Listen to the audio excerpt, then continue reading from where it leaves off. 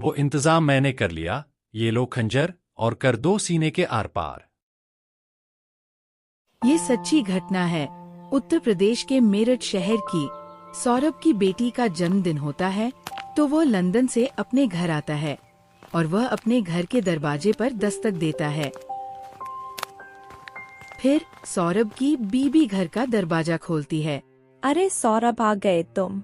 अरे आता कैसे नहीं, आज मेरी बेटी का जन्मदिन जो है, कहाँ है मेरी लाडली बेटी? फिर सौरभ अपनी बेटी के पास जाता है। अरे कैसी है बेटा तू? ठीक हूँ पापा मैं। आज मेरी बेटी का जन्मदिन है ना, इसलिए मैं तुम्हारे लिए बहुत सारा सामान लेके आया हूँ। सच में पापा? हाँ हाँ बेटा, सच में। अरे आप बाप बेटी बातें बाद में करना। आप इतनी दूर से ट्रेवलिंग करके आए हो, थक गए होंगे। मैं आपके लिए पानी लेकर आती हूँ। और बेटा तुम्हारी पढ़ाई कैसी चल रही है? अच्छी चल रही है पापा। जब मुस्कान पानी लेने रसोई में आती है तब अपने प्रेमी साहिल को फोन लगाती है। पहले ना साहिल को फोन कर देती हूँ, उसे बता देती हूँ मेरा पति घर आ गया है। अरे मुस्कान का फोन। हाँ बेबी बोलो। अरे बोलना क्या है, वो ना मेरा पति घर आ गया है, तो तुम वो बेहोशी वाली दवा जल्द से जल्द मेरे घर के बाहर दे जाओ। जैसे ही मौका मिलेगा हम इसका काम तमाम कर देंगे। बस बेबी, अभी 2 मिनट में लेकर आया। हाँ हाँ ठीक है ठीक है। बेटा खाना खा लिया तुमने? हाँ पापा, मैंने खाना खा लिया। फोन काटकर मुस्कान अपने पति को पानी देने जाती है। ये लीजिए पानी, आप पानी पीकर हाथ मुंह धो लीजिए, तब तक मैं आपके लिए खाना लगा देती हूँ। हाँ ठीक है। सौरभ पानी पीकर हाथ मुंह धोने चले जाता है। तभी मुस्कान घर के बाहर चली जाती है अपने प्रेमी साहिल को देखने। अरे कहाँ रह गया, आया नहीं अभी तक? मुस्कान को इंतजार करते थोड़ी देर हुई थी, तभी उसका प्रेमी साहिल आ जाता है। लो बेबी, ले आया। अरे कहाँ रह गए थे तुम? पता है कब से इंतजार कर रही हूँ तुम्हारा, कितना समय लगा दिया तुमने। अरे यार क्या बताऊं, कोई बेद या बेहोशी की दवा देने के लिए तैयार ही नहीं था। बड़ी मुश्किल से बहानेबाजी करके लेके आया हूँ। हाँ ठीक है, मैं तुम्हें जैसे ही फोन करूँ तुम तुरंत आ जाना। हाँ हाँ मैं आ जाऊंगा, तुम फिक्र मत करो, मैं यही आसपास हूँ, तो तुम अपना काम करो जाके। हाँ। फिर मुस्कान घर के अंदर चली गई और इन दोनों को बात करते हुए इनका पड़ोसी देख लेता है। सौरभ को कितनी बार बोल दिया कि तुम्हारी बीवी किसी अनजान लड़के से मिलती है, और आज तो इस लड़के ने पता नहीं इसे क्या दिया है, ध्यान ही नहीं देता सौरभ। फिर मुस्कान खाने में नशे की दवा मिलाने लगती है। अरे यार, इतनी कम दवा से उस दिन की तरह अगर यह बेहोश नहीं हुआ, हमारा तो सारा प्लान ही चौपट हो जाएगा। हाँ एक काम करती हूँ, यह पूरी दवाई इसमें डाल देती हूँ, फिर देखती हूँ यह कैसे बेहोश नहीं होता। फिर मुस्कान खाने में वो सभी दवा मिला देती है और खाने को लेकर अपने पति सौरभ के पास जाती है। बेटा तुम अंदर जाकर पढ़ाई करो, पापा को खाना खाने दो, पापा बहुत थके हुए हैं। ठीक है मम्मी। अरे वाह मुस्कान, मेरी पसंद की खीर। हाँ हाँ, सब तुम्हारी पसंद का ही बनाया है मैंने। बहुत बहुत धन्यवाद मुस्कान, तुम मेरा कितना ख्याल रखती हो। भगवान तुम्हारे जैसी पत्नी हर इंसान को दे। हाँ हाँ ठीक है, अब जल्दी से खाना खा लो वरना ठंडा हो जाएगा। फिर सौरभ खाना खाने लगा। मुस्कान आ जाओ, तुम भी खा लो। मुस्कान हड़बड़ाते हुए बोली। अरे नहीं नहीं, मैंने तो खा लिया खाना। सौरभ फिर से खाना खाने लगा।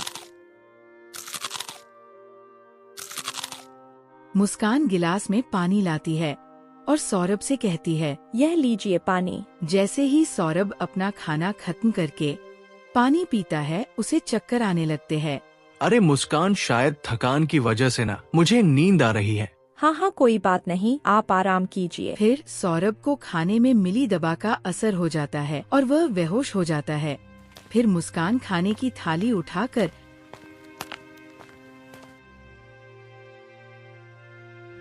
रसोई में आ जाती है और कहती है, लो सौरभ तो हो गया बेहोश, अब जल्दी से ना साहिल को फोन करके बुला लेती हूँ। हेलो साहिल, हो गया काम। हाँ हो गया, तुम जल्दी से आ जाओ। अभी आया। आ जाओ जल्दी से।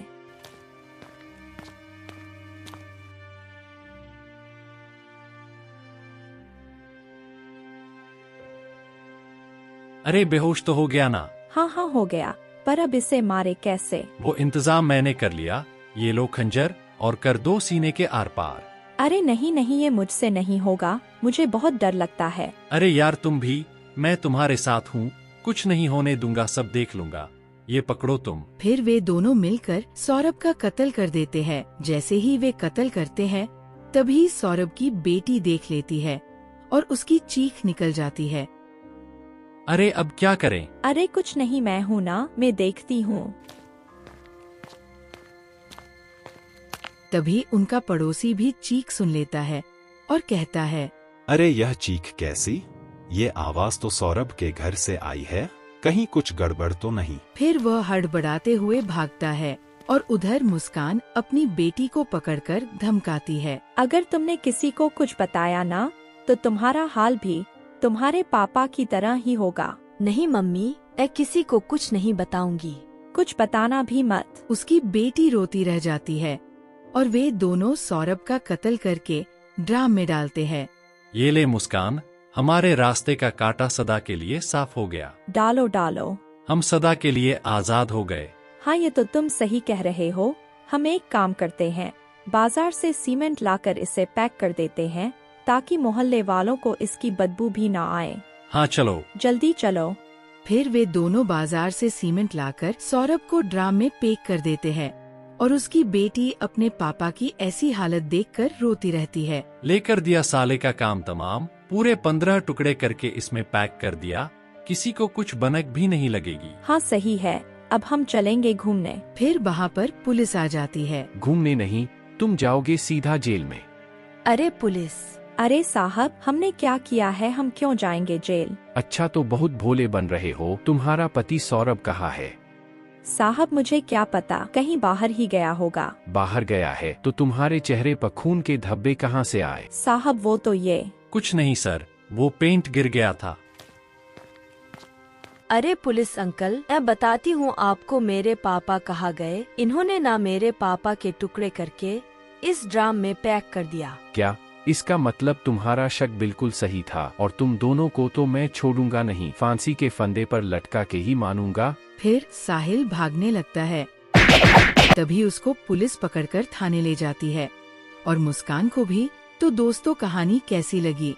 अगर पसंद आए तो वीडियो को लाइक करें और चैनल को सब्सक्राइब करें ऐसी ही मस्त कहानियाँ देखने के लिए। तो धन्यवाद दोस्तों, चलो मिलते हैं अगली कहानी लेकर।